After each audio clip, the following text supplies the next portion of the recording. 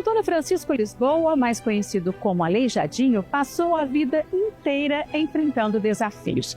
Filho de um português com uma negra escravizada, não teve direito à herança paterna, mas herdou algo muito mais valioso: o talento do tio e do pai para esculpir e entalhar em pedra e madeira. Quem visita Ouro Preto, cidade natal dele, tem a opção de fazer vários roteiros turísticos que contam a história do artífice por meio da obra que ele deixou. A Igreja de São Francisco de Assis é o principal destaque. Ela foi planejada por Aleijadinho e levou 45 anos para ficar pronta. O resultado encanta os visitantes.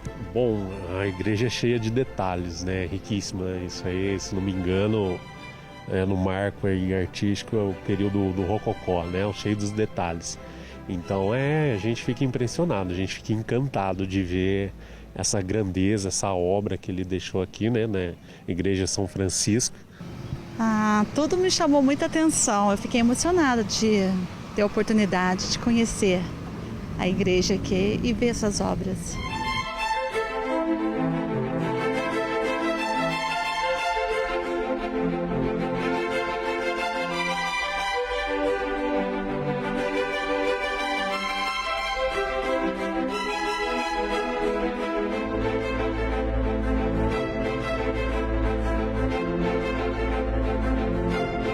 Para conhecer mais sobre o trabalho de Aleijadinho, vale uma visita ao Museu da Inconfidência, aqui em Ouro Preto. O Alex é o diretor. Quais as maiores curiosidades que vocês têm reunidas aqui? Michele, acho que talvez é interessante dizer que o Aleijadinho tem objetos, né, imagens, obras de arquitetura, igrejas espalhadas por toda Minas Gerais e fora de Minas, né, já que algumas peças são móveis. Aqui no Museu da Inconfidência a gente tem um acervo não muito grande, mas bastante variado, o que dá para mostrar um pouco da trajetória do Aleijadinho. Eu acho que, em primeiro lugar, acho que a coisa talvez mais inusitada e que ninguém esperaria é um móvel, né, um mobiliário. A gente tem ali uma cadeira, né, de cônego, né, que era de Mariana, que está aqui em exposição no nosso acervo. Depois a gente tem diversos desenhos.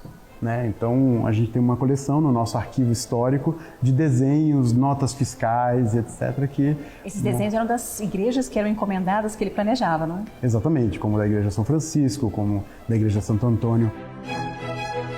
Aleijadinho e outros escultores e entalhadores encontravam no século XVIII uma dificuldade para produzir arte barroca nos moldes europeus. Eles não achavam por aqui as matérias-primas que eram usadas na Europa. Antônio Francisco Lisboa foi o primeiro a usar a criatividade e a aproveitar um produto que ainda existe em abundância aqui na região de Ouro Preto: a pedra-sabão. Jair Inácio, que é um grande restaurador que nós tivemos aqui em Ouro Preto, ele comentava com a gente que provavelmente ele que descobriu a pedra-sabão como uma pedra mais maleável para a escultura, porque ele trabalhou também esculpindo o quartzito, né? Que ele começou a trabalhar com o quartzito, tanto que aqui tem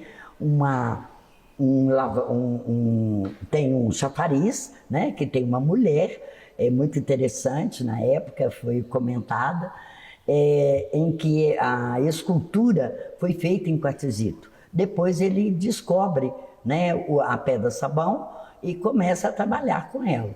E aí vários tipos de trabalho que a gente vê em portadas de igreja, vai ser utilizada a pedra-sabão.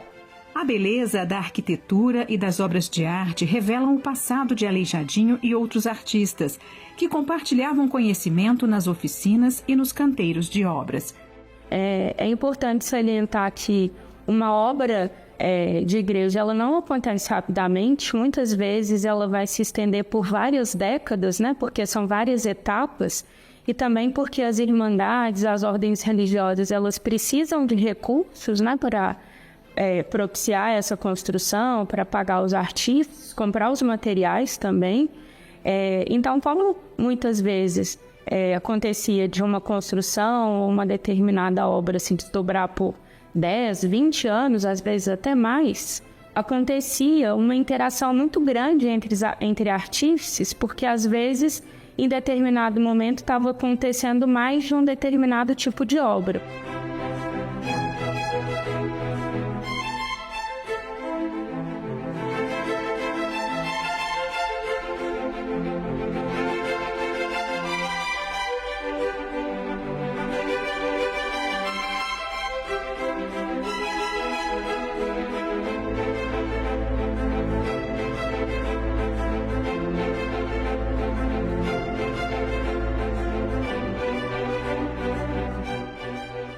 A vida de Antônio Francisco Lisboa tem um mistério.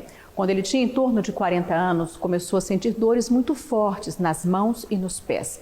Aos poucos, surgiram várias deformações. Mas mesmo com muito sofrimento, ele não se afastou do trabalho.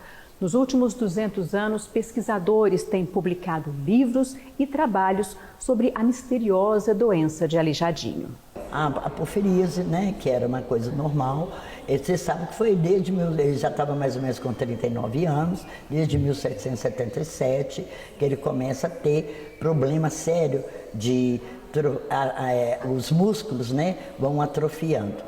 E uma das coisas, o reumatismo deformante, até bem pouco tempo, eu tenho 75 anos, mas em velhas épocas, aqui em Ouro Preto era muito comum, principalmente em senhoras, porque elas mexiam com água quente e água fria, né, no fogão de lenha, e depois usava água fria. Aí o reumatismo, né, ia deformando a musculatura da mão.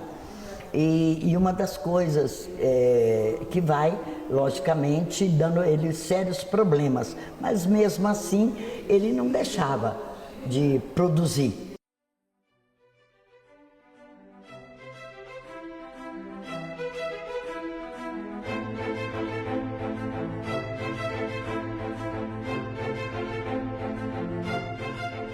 Segundo os historiadores, na fase mais avançada da doença, Aleijadinho evitava ao máximo o convívio social.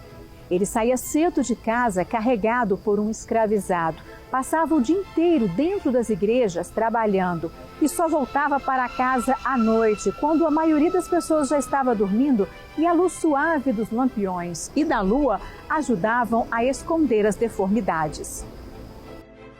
Aleijadinho morreu em 18 de novembro de 1814. Os restos mortais dele estão na igreja de Nossa Senhora da Conceição, em Ouro Preto. Na última matéria da série, vamos mostrar as principais obras e o legado deixado por Antônio Francisco Lisboa.